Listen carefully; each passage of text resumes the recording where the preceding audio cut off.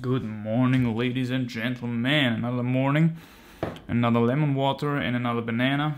It is time to do the second part of my follow-up to my previous video over 1 year ago, where I threw out some advice about weight loss and diet and health and all that kind of jazz. And in the previous half an hour of this super long response follow-up, so to say, I already talked about the topics of salt and water weight. I talked about caloric deficit, and these two in the connection of the quick fixes for weight loss, so to say. And I already talked about stop eating fat, or why I recommend to reduce your fat intake and stop eating animal products, or why I recommend to reduce your animal product intake. So this is already covered. I see this as already covered, which means I can proceed to the third advice that I gave. And after I'm through with all the advices, I hope this is going quite quickly from now on. I will try to analyze some of the comments, because there are some arguments and some, I would say, interesting discussions going on there. So we will have a look at this as well. Again, I hope I can keep this under 30 minutes so that I only have this follow-up thing in 2 parts. Let's see if we manage to do that. Focus on carbohydrates. Why do I say focus on carbohydrates? Well, previously I said that fat is kind of a slow nutrient. It's kind of an attenuating nutrient. It attenuates the fluctuations of carbohydrate supply, if you want so. Okay, let's take a look. What happens if you eat carbohydrates? They get digested really quickly. Already in your mouth, they are broken down from complex carbohydrates into simpler carbohydrate molecules, shorter carbohydrate molecules. And finally in the stomach, and especially in the small intestine, in the stomach not so much, but in the small intestines, they are getting broken down to their single constituents, which is most of the time glucose. Okay, so in starch, for example, it's glucose. So when you eat some rice or noodles, it's basically getting broken down until it's glucose, a very simple sugar, a very simple carbohydrate. And glucose is so simple, it can easily pass through your intestinal walls. I mean, there are some shuttles, I think, to even enhance this absorption. But however, they end up directly in your bloodstream. So since also carbohydrates are very water soluble, they end up directly in your bloodstream and rise your blood sugar level. It's going really quickly. If you smash in some fruit, you can be sure that your blood sugar level will rise 10 to 15 minutes later already, okay? So here we can see the quick nature. We can see the quick nature of the digestion of carbohydrates. Blood sugar level rises, insulin response from your pancreas is coming in, Insulin binds to certain receptors and shuttle this glucose into the cells, from the bloodstream into the cells, where it should be delivered, of course, for especially the brain, the muscles, the vital organs and all that stuff, all those cells, they run on glucose. They have the ability to run on glucose, and some of these cells even have only the ability to run on glucose, especially in the brain. All right, so here we can see I would say energy from carbohydrates is available already half an hour after you ate them, especially if it's about simple carbohydrates, all right? This is also why if you do sports and you smash in a banana, you are going to get this energy really quickly. You're gonna really feel it. It's almost like having a second air, okay? It's a second breath. So you can refuel your energy here really quickly because it's such an easily digestible and quick nutrient.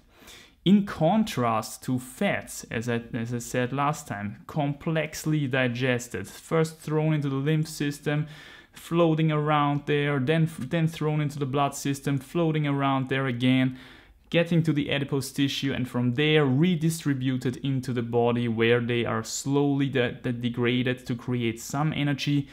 And fat is not its sole purpose is not energy creation.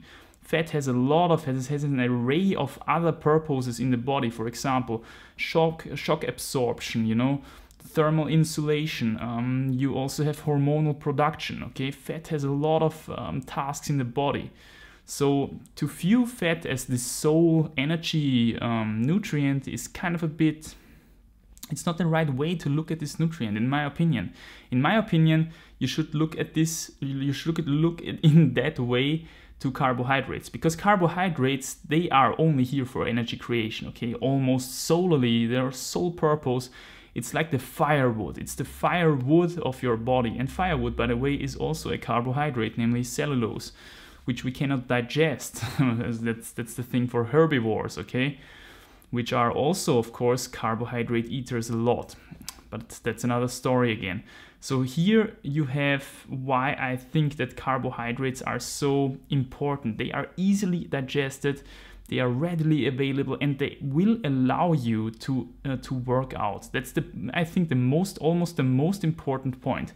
Not only will they allow you to work out, but they will also allow you to learn, to use your brain, to be active, to to have a sharp mind, to observe things, to think logically, to be carved up, okay, to be in a calm state of, everything is all right. I see through this, I can observe this, I can move real quickly if I want to, while fats are kind of paralyzing.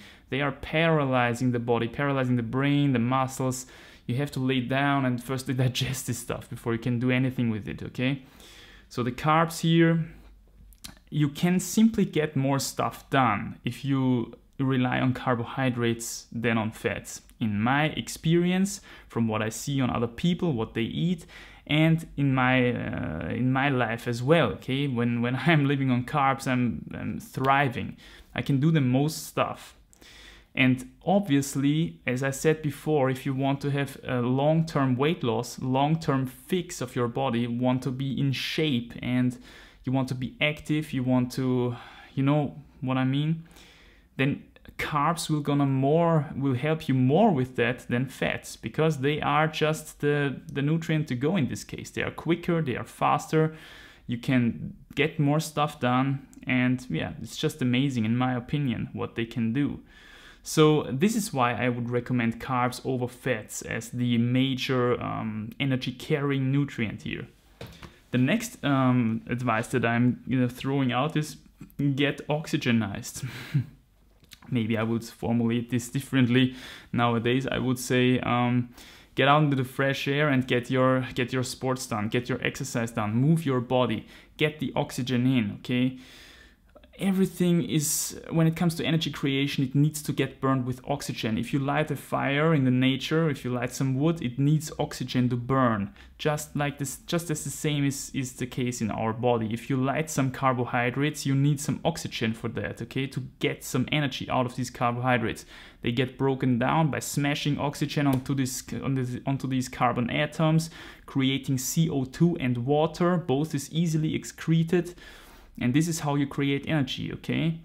Out of these fuel molecules. And the same is, of course, true with fats, only that fats have much more C atoms, much more carbon atoms, and at the same time less oxidized carbon atoms. So all these things result in the fact that fats have much more calories per weight than carbohydrates. So if you want to burn fat, you're gonna need even more oxygen, okay? So get your exercise done, get out into the fresh air, do some cycling, do some swimming, breathe a lot. I would not necessarily recommend running if you're a very heavy person, because then you might ruin your joints, okay? It's a very high impact sport, running. But do some low impact aerobic endurance sport, like like cycling or swimming, for example. Walking, if you want to do that, okay? So get your exercise in, get that oxygen in, and your physical appearance is mainly a result of your exercise, what you do with your body. It's not so much a result of your nutrition, okay? The thing that is more a result of your nutrition is your health. But especially in modern times, we can look very healthy, but not be healthy really from the inside, okay? We've got plastic surgery, we've got steroid hormones nowadays. So you can shape your body in all kinds of ways without really transforming your inner health to the better, all right? So, and this is where food comes in. When you just want to look good and look awesome, well, the exercise is the way to go. And I'm pretty sure there are people looking amazing and eating shit all the time, okay? Because your physical appearance is more dependent on what you work out, how you move your body, than what you eat. And in my opinion, you cannot reach the pinnacle of your health, all right? Your real true potential without any exercise. It's not possible. You have to do some exercise. We are simply just adapted to it too much through the course of evolution. Okay, we always had to move our bodies, and so we have to do it now. This much about exercise. Get oxygenized. And finally, I threw out the advice, stay hydrated. And I can only repeat that, stay hydrated. Staying hydrated is always a good thing, especially if you want to lose weight, because as you lose weight, you burn up that fat. You're not only burning up that fat, but you also release all kinds of toxins back into your system that have accumulated in this adipose tissue. Especially, for example, to give you an example of that, derivatives or metabolites of THC. Okay, if you're a heavy weed smoker, or if you have been a very heavy weed smoker, the metabolites of weed of THC are very fat soluble. THC is also very fat soluble. So what happens is that the body thinks, okay, you know, the easiest way to get rid of it is just throw it into my adipose tissue, throw it into metabolically not so active tissue, the fat tissue. And as soon as you, of course, lose this fat tissue, you're gonna intoxicate your body with these metabolites. And this is why you should drink a lot, because hydration will help you to excrete all these unhealthy stuffs from your body easier. And it's also better for injury prevention and for your circulation in general, you know. So, yeah. That's actually it with the advices. I think it's time to get into those comments. And let's see what the first comment says. I have this here on my screen. I think the advice you're giving out is pretty bad and misleading to people who follow you. Personally, I just keep things clean and treat my body effects as a machine. Good. I go loosely by the rule is earth grown is really generally good. Good. Avocados, veggies, I eat my protein and fats and greens, both in moderate, nothing in excess. That sounds really good, man. Then finally, a question of carbs. I've staggered carbs throughout the day in form of fruit, but I always look ahead in addition when I'm planning to do some physical activity, throw in carbs in with any meal, potatoes leading up to activity as it works as my fuel. Sounds awesome, man. And then we've got the last sentence. But at the end of the day, it's different for everyone. And if you're having a balanced diet, keeping it pretty clean, I think that will work out fine for you. Now, there is a lot of things to say to this last sentence. A lot, actually. I will try to keep it short, but yeah, I'm gonna try to give my 2 cents on that, okay? First of all, we've got the balanced diet argument here. Now, what does that mean? What does that mean? What means a balanced diet? The thing is, if you're asking people on the street, okay, you ask one quite big person, a fatter person, then you ask one quite lean, fit person, okay? And guess what? Both will, with 90% of the chance, will tell you, I'm eating a very balanced diet, okay? I'm eating a little bit of that, and a little bit of that, and a little bit of that. And, you know, in the end, everybody is eating a balanced diet. And I can only say that the fit dudes do not look fit because they eat a balanced diet, but because they work out. And the fat dudes, they aren't fat because they necessarily do not work out. I mean, of course, that's a reason as well. But if you're eating a balanced diet, it can very well be that, of course, a balanced diet for this person means balanced between plant foods and animal foods, okay? If you're eating 50% animal resources of your calories and 50% of your calories from plants, I would say personally this is a pretty bad diet, okay?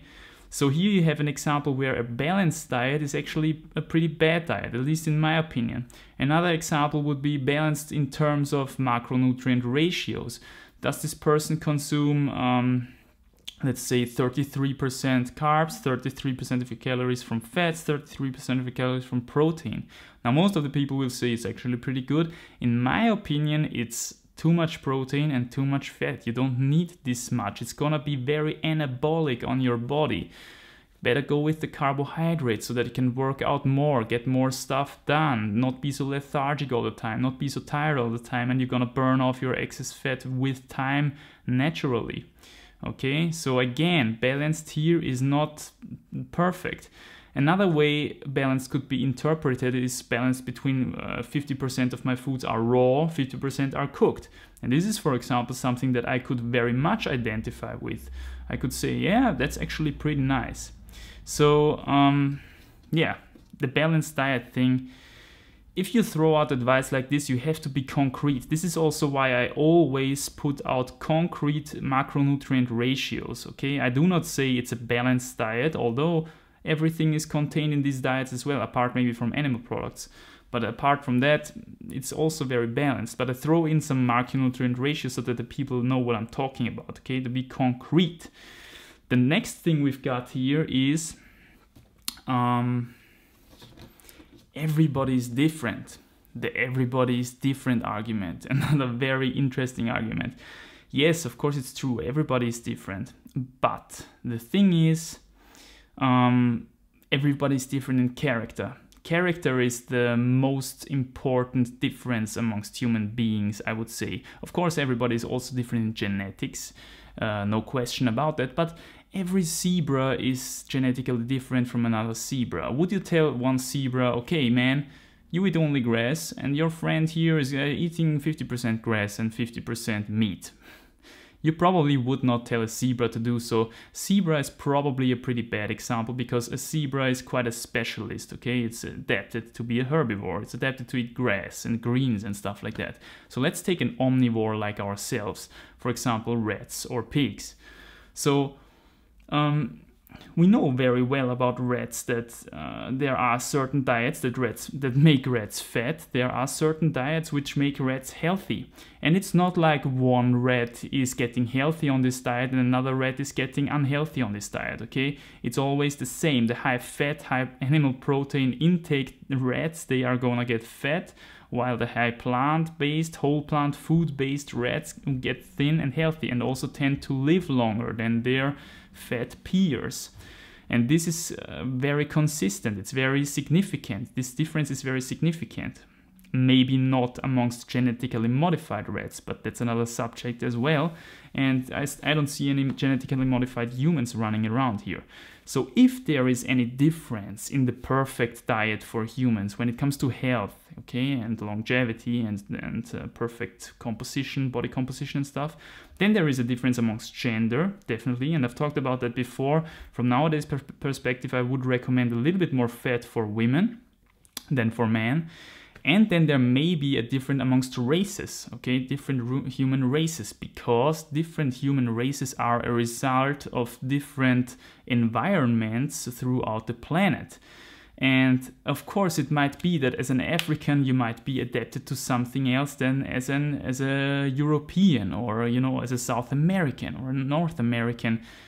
Indigenously speaking, of course, indigenous speaking, as a indigenous people. I'm talking about indigenous people here, okay? So these are the big difference. But in the end, there is not so much difference really, right? I mean, in Africa, they've got their corn. In South America, they've got their corn. In Asia, they've got their rice. We've got our breads and all that kind of stuff. So in the end, they all discovered the carbs at some point, really. And we've came from the carbs already. We started in Africa as probably as frugivores with quite some meat here and there. And we got to the north, where of course there were not so much fruits, so we ate a lot of, we had to eat a lot of meat. And those humans who are still living in the far north, they are still eating a lot of meat. And whether that's healthy or not, it's debatable in my opinion. I don't think it's very healthy. So this is about the everybody's different argument. I'm pretty sure if you are promoting the ideal human diet for health, almost everybody is in fact reacting positively to that. But of course, because characters are different, we will see different interpretations of this diet. We will also see different ways to cheat on that diet, because as we know, everything is available everywhere nowadays. So you cannot recommend something, you cannot recommend the perfect diet to something and then assume this is going to be perfectly executed by this person. Some people will perfectly execute it because their character allows it. Other people will say this is shit. Or other people will say, you know what, I know this is right, but I want this stuff now. I want my burger now, okay? And then he comes back, nothing has really changed, and you think, oh shit, maybe my advice is wrong. In fact, your advice is not so wrong, but the people executing the advice, they execute it differently. So much about everybody's different. Let's check out the next comment. Dude, seriously, get your science revised. Okay, so science. I've talked about, and I said in this previous video already at the beginning, I do not cite any scientific resource for my claims here. And the reason for that is, first of all, science is not conclusive on nutrition anyway. I know for a fact that there is a lot of science out there supporting what I say. I do not cite this science, however, because it makes no sense, because there is just as well a lot of science which is contradicting my claims, okay? So this tells you already a lot. If there is such a big discrepancy on the same subject between scientists, there is something fishy going on here, okay? It seems like science is not the holy grail when it comes to nutrition. And this is something that I realized actually a long time ago, and this is also why I started to simply experiment with my own body and check out what is right for me, what works for me. And I also observed very carefully what worked for other people. And all these things that you hear now is actually a result of this process, okay? It's not a result of reading countless books about nutrition and just repeating and learning all these papers or stuff like that. Science is not the holy grail when it comes to nutrition, and the reason for this might be various. Reason number one could be the topic is simply too complex. The human body is a very complex chemical machine. Okay, it's almost impossible to completely get to the basis of any single nutrient, what it does in the body and how it interacts and stuff like that. It's very complex. Point number two, a lot of money is involved in science nowadays, and especially when it comes to nutrition, man. I mean, think about how much money is involved in nutrition, okay? It's so much more profitable to say meat is healthy because so much people earn money with meat. If you say rice is healthy, rice and veggies are healthy, rice is super cheap, veggies are super cheap as well, nobody's gonna make any money off that, okay? I mean, this is something that heavily biases the outcome of such research, in my opinion. And yeah, that's actually it. Is there another reason why science is not the holy grail? Yeah, results contradict each other, we've got too much money involved, and the topic is maybe too complex, all right?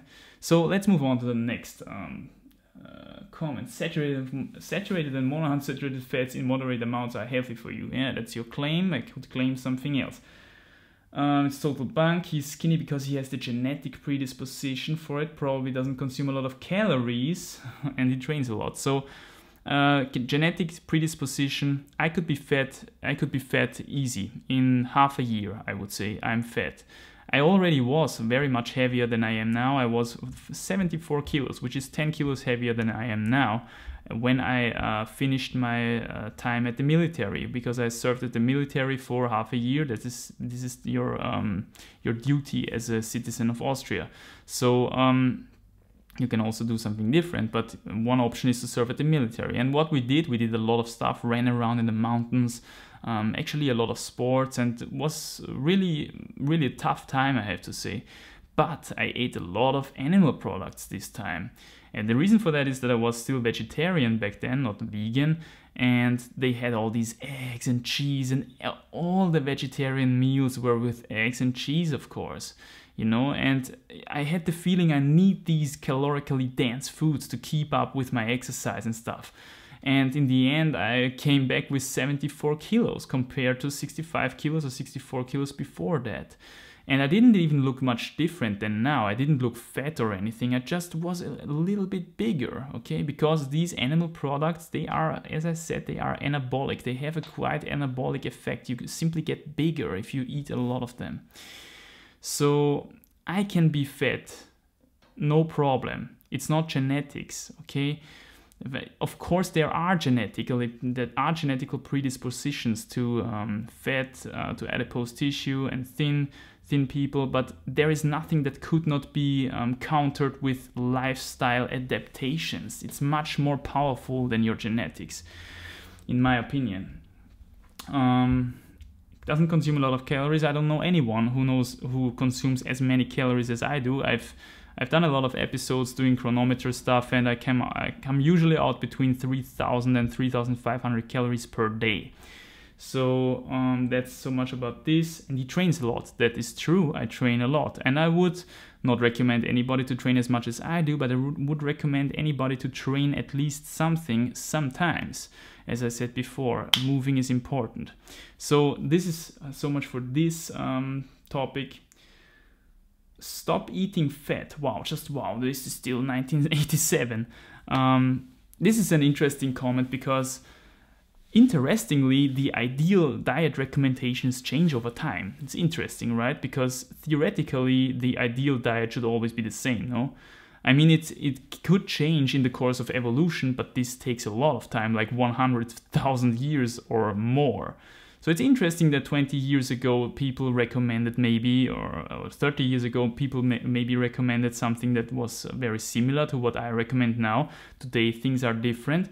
People are kept in this constant confusion so that they don't know what's right for them, okay, by all these magazines and blogs. And man, it's the reason why this is done is because it is so profitable. If you tell people that carbs and veggies are healthy, nobody, I mean, of course people will still eat their meat and stuff, but much less, okay? If you're telling people you need your fats, you need your flaxseed oils, and you need your coconut oils, and you need your meats, you need your fish, you need your eggs, all this stuff is extremely expensive. Okay, have you ever thought about that? It's extremely expensive to live off these stuffs. It's super cheap to live off rice and veggies predominantly. And this is, I think, the reason why there is so much confusion out there in this in the nutrition world. Okay, people are kept in the confusion so that it is easier to make more money off them. All right. So let's see how long we are in this video. Damn, 29 minutes already. Okay, so I think I cannot answer the last two comments here. I hope this was insightful for you.